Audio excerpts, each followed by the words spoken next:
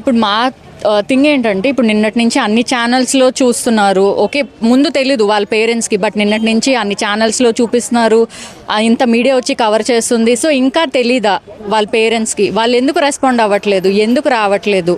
So మేము అదే demand చేస్తాం. అట్లీస్ట్ వచ్చి వాళ్ళ అబ్బాయి ఏం చేశాడో ఒక అమ్మాయి కానీ వాళ్ళు వచ్చి చూస్తే అట్లీస్ట్ తలకి తెలుస్తుంది. ఇలా ఇంకెప్పుడు ఇంకే అమ్మాయికి జరగకుండా ఉండాలి అంటే వాళ్ళ అబ్బాయి ఏం చేశాడు, వాడు ఎలాంటి వాడని తెలియాలని వాళ్ళ పేరెంట్స్ ఇక్కడ రావాలని మేము ఎక్స్పెక్ట్ చేస్తున్నాము. ఒక ఫ్రెండ్గా చెప్పండి, అనూష కోసం చాలా ఎక్కువ విషయాలు మీకు కూడా తెలుస్తుంటాయి. ఈ జ్ఞానేశ్వర్ చేసినటువంటి ఈ అతి క్రూరమైనటువంటి పని చూస్తుంటే అతని మోటో ఏమై ఉంటుంది? అనూషను వదిలించుకోవాలి, తర్వాత ఇంకొకరిని ఎవరైనా పెళ్లి చేసుకోవాలన్నా కట్నమా ఏంటి? అసలు కట్నం కోసం ఎప్పుడు టాపిక్ రాలేదండి.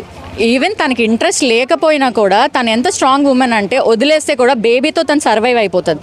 అలాంటి స్ట్రాంగ్ ఉమెన్ని ఇంత మోటివ్గా తను హ్యాండిల్ చేసి చంపేశాడు అంటే మేము అసలు ఎక్స్పెక్ట్ చేయట్లేదు ఈ థింగ్ని. సో మేమైతే పేరెంట్స్ని ఫస్ట్ డిమాండ్ చేస్తున్నామండి. ఎందుకు పేరెంట్స్ రావట్లేదు, వాళ్ళు ఎందుకు రెస్పాండ్ అవ్వట్లేదు? అట్లీస్ట్ రావాలి కదా. వాళ్ళ అబ్బాయికి ఇలా అయ్యింది, ఒక అమ్మాయిని ఇలా చేశాడు, తను వచ్చి చూడాలి కదా వాళ్ళ పేరెంట్స్. సో ఫస్ట్ మేమైతే పేరెంట్స్ ఇక్కడ పోలీసుల ఇన్వెస్టిగేషన్ కూడా నడుస్తోంది కదా, మరి వాళ్ళ పేరెంట్స్ని రప్పించాలని కానీ ఇట్లాంటివి ఏమి? ఆల్రెడీ మార్నింగ్ చెప్పారు వస్తారు పేరెంట్స్ అని చెప్పారు, బట్ ఇప్పటికో 3 hours అయింది, పేరెంట్స్ ఎవరు ఇక్కడికి రాలేదు. ఏం డిమాండ్ చేస్తున్నారు ఫైనల్లీ? పేరెంట్స్ వచ్చి చూడాలి, చూసేంత వరకు మేము ప్రాసెస్ ఏవి ఇక్కడ నుంచి కదలమండి, స్టార్ట్ చేయము అసలు ఏదైనా. సో ఇక్కడ అనూష వాళ్ళ అమ్మమ్మ గారి మాటల్లో మీరు విన్నారు. ఆమె మాట్లాడుతుంటేనే గుండెలు అదిరిపోతున్నాయి.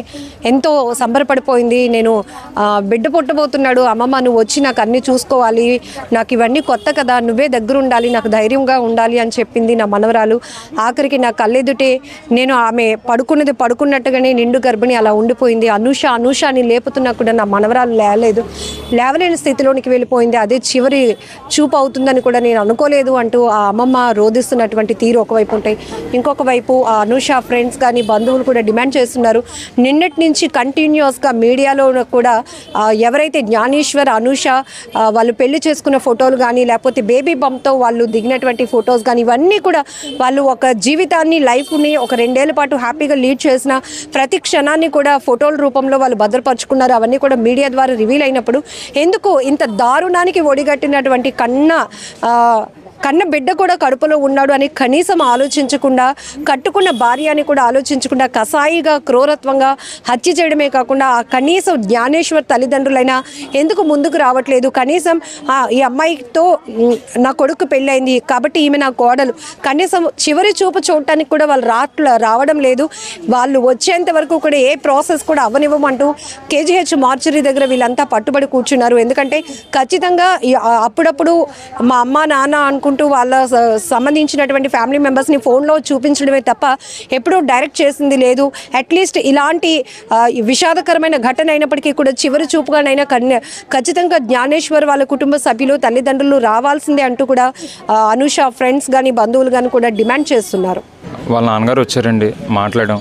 టోటల్గా జరిగిన విషయం ఏంటంటే అక్కడ వాళ్ళ ఇంట్లోనే అన్ని అబద్ధాలు చెప్పాడండి, ఇక్కడ మాకు అన్ని అబద్ధాలు చెప్పాడు. ఆయనైతే యాక్సెప్ట్ చేసే ఉద్దేశంలోనే ఉన్నాము అని చెప్పారండి. జరిగింది ఏమైనా కావచ్చు, ఆయనైతే ప్రజెంట్ వాళ్ళ కోడలుగానే అంగీకరించి వాళ్ళ ఊరు తీసుకెళ్ళి అక్కడే కార్యక్రమం చేయడానికి ఒప్పుకున్నారండి. వాళ్ళ పేరెంట్స్కి అయితే అసలు ఏమీ చెప్పలేదటండి, ఈ విషయాలు కానీ ఏమీ చెప్పలేదంట. ఎక్కడో విజయవాడది జాబ్ చేసుకుంటున్నాను అది ఇది అని చెప్పాడంటే మ్యానిపులేట్ చేశాడు. కానీ ఇక్కడ మన ఎలా మ్యానిపులేట్ చేశాడో అక్కడ వాళ్ళని ఎలాగ మ్యానిపులేట్ చేశాడండి ఈచ్ అండ్ ఎవ్రీ విషయంలో కూడా. అయితే ఇప్పుడు మేము వాళ్ళ ఫాదర్ని అడిగిన 2 విషయాలండి.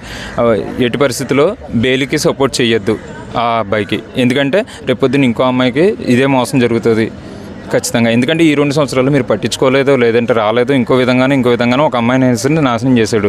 బయటకు వచ్చి ఇంకో 2-3 సంవత్సరాల తర్వాత ఇంకో అమ్మాయికి ఇదే గతి పట్టిస్తాడు. కాబట్టి మీరు సపోర్ట్ చేయొద్దు ఆ అబ్బాయికి. నెక్స్ట్ మీ ఇంటి పేరు కోసం చాలా పోరాడింది ఆ పిల్ల, కాబట్టి మీ ఇంటి పేరుతోనే దాని సంస్కారాలు కంప్లీట్ చేయమని మేము అడగడం జరిగిందండి. వాళ్ళు దానికి అంగీకరించారు. వాళ్ళ ఊరు తీసుకెళ్ళి వాళ్ళ కోడలుగానే అన్ని కార్యక్రమాలు జరిపిస్తామని చెప్పి మాట ఇచ్చారండి మనకి.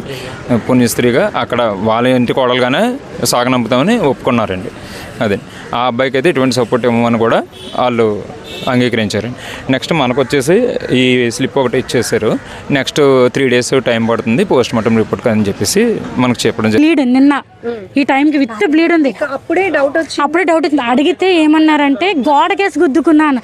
గోడకేసి గుద్దుకుంటే నీకు ఇక్కడే తగలాలి అప్పుడు ఏం చెప్తున్నావు కానీ ఏం మాట్లాడుతున్నావు నన్ను అడుగుతూనే ఉన్నాం. మీకు డౌట్స్ వచ్చేసాయి. స్టార్టింగ్ 1 hourలోనే డౌట్స్ వచ్చేసాయి. ఎక్కడో ఉండేది ఏమో చేయడేమో అంతగా నమ్మి వెళ్ళింది కదా. మాకు ఫస్ట్ నుంచే కొంచెం డౌట్ నమ్మి వెళ్ళింది కదా. ఇప్పుడు ఒక అమ్మ ఇద్దరు నమ్మి ఇన్ని వేసున్నారు చేయలేము అనుకుంటే తనే లాస్ట్కి ఒప్పుకున్నాడు నేను చేశాను. సరే అయిపోయింది. అయితే ఇప్పుడు ఏంటంటున్నాడు? అయిపోయింది ఇప్పుడు ఏంటంటున్నాడు? అంత ఈజీ. ఇద్దరు ప్రాణాలండి. అయిపోయింది. అమ్మాయి నొప్పులతో ఉంది, ఆల్రెడీ పెయిన్స్తో ఉంది. అంత ఈజీగా అంత టేక్ ఇట్ ఈజీగా ఎలా ఉంటారు మనుషులు? అస్సలు చెప్పారు ఒక మాట, మా ఫ్రెండ్స్ గ్రూప్లో రెడీ టు డెలివరీ అయిన అమ్మాయి అంటే మీరందరూ కూడా ఒక సెలబ్రేషన్ మూడ్లో ఉన్నారు, కానీ ఇప్పుడు పెళ్ళంటే భయం వేస్తూ ఉన్నారు. రీసెంట్గా బేబీ షవర్ చేసామండి. తనకి చాలా కోరికలు ఉన్నాయి. సపోర్ట్ లేదు. బేబీ షవర్ చేసాము. సరే ఇవి తినాలి అవి తినాలి అనిపిస్తే వెళ్ళి కుక్ చేసాము, ఇవి చేసాము. మనిషి మాకు ఆ జ్ఞానేశ్వర్ అనేది డైరెక్ట్గా మాకు ఎప్పుడు అప్రోచ్ అవ్వలేదు. లైక్ అంటే ఇప్పుడు నా హస్బెండ్ని నేను బయటపడ్డంలో తప్పేముంది, కానీ తను బయటకు వచ్చేవాడు కాదే. జ్ఞానేశ్వర్ ఎప్పుడు బయటకు వచ్చేవాడు కాదు. ఇప్పటికి వచ్చి తను మా రీసెంట్గా అనుకుంటా మేబీ ఎందుకు వచ్చాడు, నా ప్రీ బర్త్డే సెలబ్రేషన్కి బయటకు వచ్చాడు. లాస్ట్లో కూడా నా కేక్ తింటుంటే షుగర్ వచ్చేస్తుంది, డెలివరీకి ముందు వచ్చేస్తుంది అంట. అంత కేక్ తినకంటే తినాలనిపిస్తుంది ప్లీజే అంది, బతిమలాడింది. సరే తిను వదిలే అన్నాం. సరే తిను నీకు నచ్చింది తిను, కానీ తక్కువ తిను అని కూడా చెప్పుకోవచ్చు. మా గ్రూప్లో ఒక ఫస్ట్ బేబీని చూద్దాము, ఫస్ట్ బేబీని అది బేబీ అవని గర్ల్ అవని బాయ్ అవని చూద్దాము. ఫస్ట్ బేబీ గ్రూప్లో ఉన్నప్పుడు ఆ హ్యాపీనెస్ వేరు. ప్రతిదీ షేర్ చేసుకుంటుంది. ఎవ్రీడే కాల్ మాట్లాడతామండి. ఎవ్రీడే అక్కడ కాల్ పెట్టి ఎవరి పనులు చేసుకుంటాం. ముగ్గురు ఉంటాం. కాల్స్ మనకి ఫ్యామిలీ మెంబర్స్ దూరంగా ఉన్నారని లోటు తీర్చడానికి చేస్తాం మేము. నాకు ఎలా అంటే ఓకే తనకి దూరం మీ ఫ్రెండ్స్ ఉండొచ్చు కదా, ఏమైంది ఫ్రెండ్స్. నా ఫ్యామిలీ మా తమ్ముడికి రాఖీ కట్టింది. తనకి తమ్ముళ్ళు అంటే ఎవరు లేరు. ఫస్ట్ టైం రాఖీ కట్టింది మా తమ్ముడికి రాఖీ కట్టింది. అంతలా ఉన్నప్పుడు మన సపోర్ట్ కూడా ఉండాలి కదా. తను అంతలా మా ఇంట్లోనే ఉండేది కొన్ని రోజులు. తిను బయటికి వెళ్ళిపోయేవాడు. బయటికి వెళ్ళిపోతే మా ఇంట్లోనే స్టే ఉండేది. ఆడిపోయిందో మీరు చాలా జ్ఞానేశ్వర్ చేతుల మీద ఇలా ఉన్నాయి రక్కులు, ఇవన్నీ ఉన్నాయి. కాపాడమని వదలమని తను నార్మల్గా ఉండుంటే ఈజీ అండి, ఫేస్ చేస్తుంది. అంత స్ట్రాంగ్ ఉమెన్, అంత ఇండిపెండెంట్ ఉమెన్. అప్పటికి పాపం చాలా మీరు అర్థం చేసుకోవాలి. అప్పటికి నైట్ నుంచి నొప్పి అంటుందండి, పెయిన్ అంటుందండి. అయినా అలా ఎలా చేయాలనిపించింది, అంత పెయిన్.